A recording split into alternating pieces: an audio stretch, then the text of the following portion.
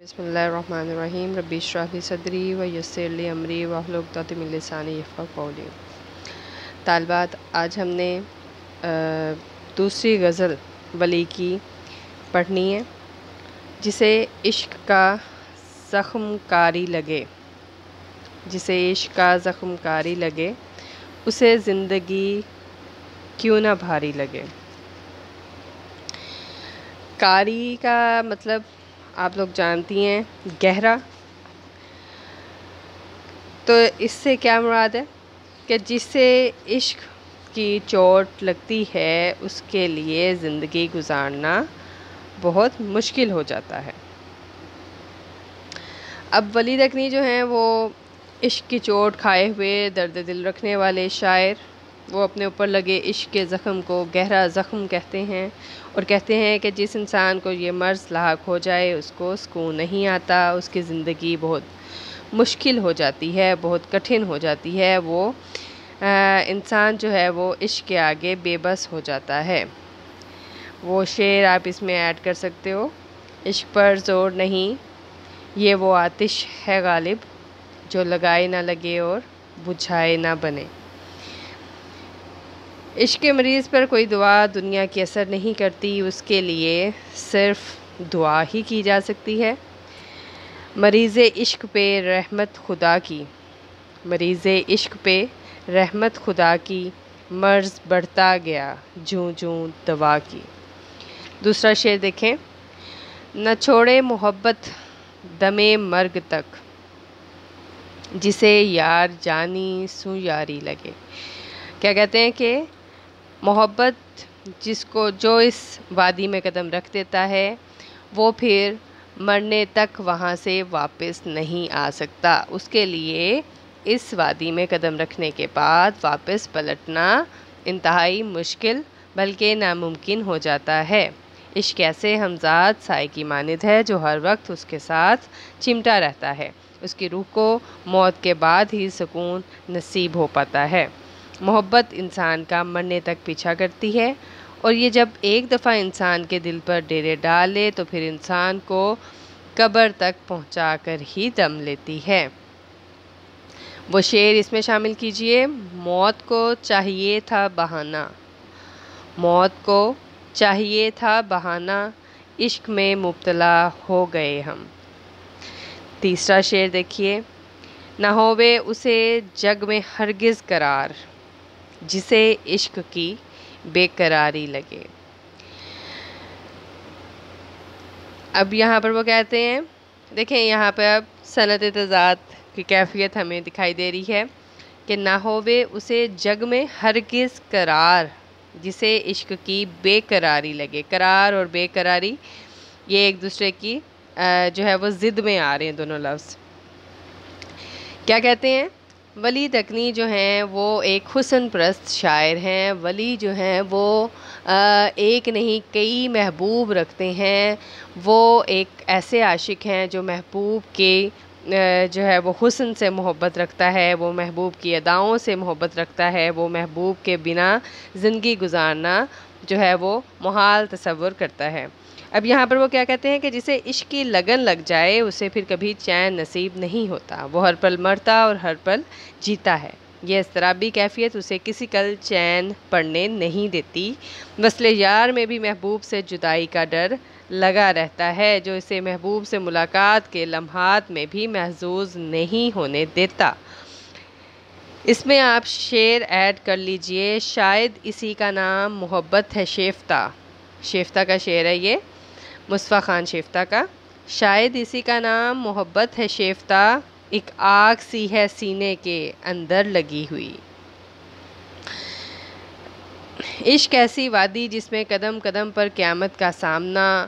شعر میں قرار اور بے قراری جو ہے وہ عاشق کی اس بے چینی اور اس اضطرابی کیفیت کو نمایاں کرتی ہے۔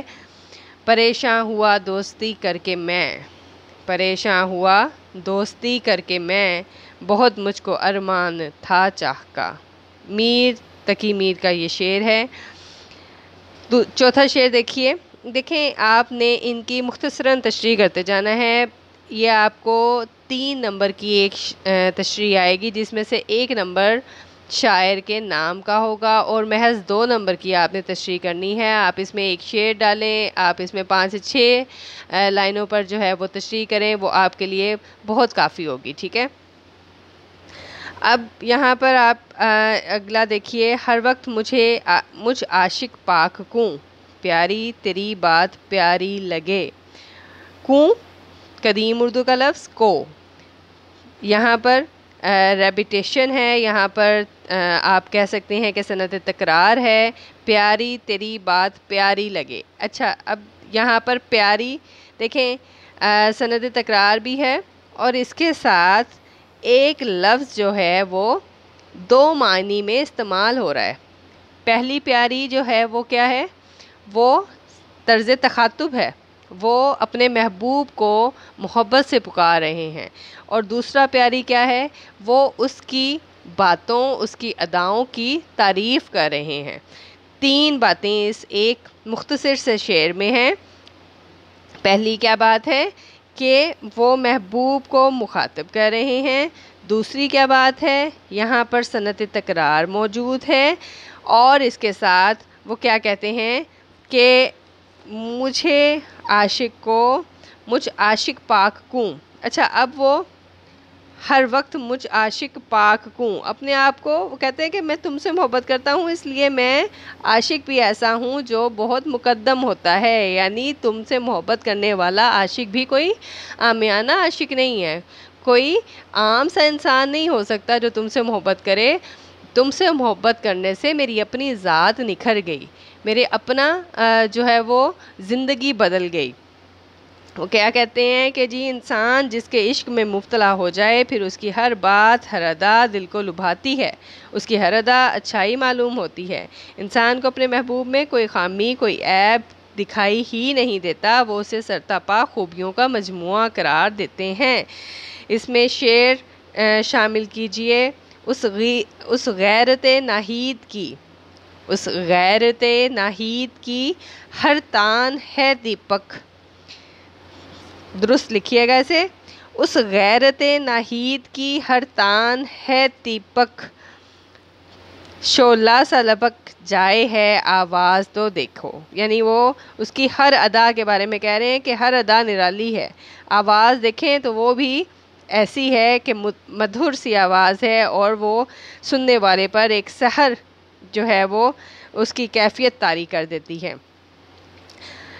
آخری شعر دیکھیے، ولی کوں کہے تو اگر یک بچن، ولی کوں کہے تو اگر یک بچن، رقیباں کے دل میں کٹاری لگے۔ خالصتاً قدیم الفاظ اس میں استعمال کیے ہیں۔ ولی کا جو ہے وہ تخلص آ رہا ہے تو اسے پتہ چلتا ہے کہ یہ اس غزل کا مقطع بھی ہے، اور وہ کیا کہتے ہیں کہ جی ولی کو اگر تم کہو گی، اس سے پیار سے بات کرو گی، تو اس سے کیا ہوگا کہ جو رقیب ہیں ان کے دل میں چھریاں جلتی ہیں۔ کٹار کہتے ہیں چھوٹے سے خنجر کو، تو وہ یہاں پر کیا کہہ رہے ہیں کہ اگر تم مجھ سے محبت سے مخاطب ہوتی ہو، مجھے پیار سے بلاتی ہو، تو یہ چیز میرے دشمن کو چیر کے رکھ دیتی ہے، یہ چیز مجھے اپنے دشمن کے لیے کوئی اور جو ہے وہ حربہ استعمال نہیں کرنا پڑتا، بلکہ مجھے اسے ختم کرنے کے لیے، اسے نیست و نابود کرنے کے لیے صرف تمہاری محبت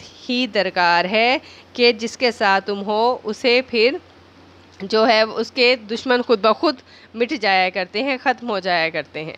یعنی تم سے محبت میرے لیے، میرے دشمنوں کے لیے موت کا پیغام ثابت ہوگی۔ تمہاری آواز، تمہارا انداز گفتگو ہر دل پر جادو کی کیفیت طاری کر دیتا ہے، اور تا دیر تمہارے گفتگو کے سحر سے خود کو آزاد نہیں کر پاتا۔ یہاں پر آپ اس کی گفتگو سے متعلق شعر شامل کریں گی، کتنے شیریں ہیں تیرے لب کے رقیب، کتنے شیریں ہیں تیرے لب کے رقیب، کے کاف ہے والا لکھیں گی آپ، گالیاں کھا کے بھی بے مزہ نہ ہوا، مطلب کہ تمہارے منہ سے کوئی تلخ کلامی بھی نکلتی ہے تو وہ بھی طبیعت پر ناگوار اثر نہیں چھوڑتی۔ یہ آپ کے جی 5 اشعار کے ساتھ آپ کی یہ غزل مکمل ہو گئی، بہت ہی مختصر سی غزل تھی آپ کی۔ اس کے ساتھ آپ ایسا کریں کہ گرامر کا کچھ حصہ ہم دیکھتے ہیں یہاں پہ 4th ایئر کی. یہاں پر دیے ہوئے ہیں میر کے اسلوب دیے ہوئے ہیں. ٹھیک ہے، اسلوب میں سب سے پہلے میر کے بارے میں دیا گیا ہے. آپ نے یہ آپ کا 10 نمبر کا کویسچن آئے گا کہ کسی ایک شاعر کے شعری اسلوب پر تبصرہ کیجیے، جس میں سب سے پہلے میر ہے. دیکھیں، آپ کو یہ پتہ ہونا چاہیے کہ اگر آپ نثری اسلوب آ رہا ہے تو آپ نے اس پرسنالٹی کی، اس شخصیت کی نثر پر تبصرہ کرنا ہے. اگر شعری اسلوب آ رہا ہے تو آپ نے اس شخصیت کی شعری اسلوب پر، مطلب کہ وہ شاعری میں کیسا اسلوب اختیار کرتی ہیں، آپ نے اس پر تبصرہ کرنا ہے. اب یہاں پر میر کا آ رہا ہے تو یہ جو آپ لوگوں کو نقد و ادب پروفیسر محمد حیات خان سیال کی لگوائی گئی ہے، اس میں صفحہ نمبر 252 پر میر تقی میر دیا گیا ہے، جس میں میر تقی میر کے تمام کلام کو اس کے ساتھ دیا گیا ہے. تو آپ نے اس کلام کو شامل کرتے ہوئے اپنے اس کے بارے میں مکمل جو ہے وہ آپ نے پڑھ لینا ہے، اور میر کو اس کے شاعرانہ اسلوب پر جو ہے وہ سیر حاصل بحث کرنی ہے. ٹھیک ہے، تو یہ آپ کا 10 نمبر کا ہوگا، یہ آپ نے اس کے ساتھ تیار کرنا ہے. اور بس ہم نے یہ 2 چیزیں آج کی ہیں، آپ اس کو اچھے طریقے سے کر لیجئے گا. کوئی بات سمجھ نہ آئے تو ہم اس کو دوبارہ دہرائی بھی کر لیں گے. اللہ حافظ.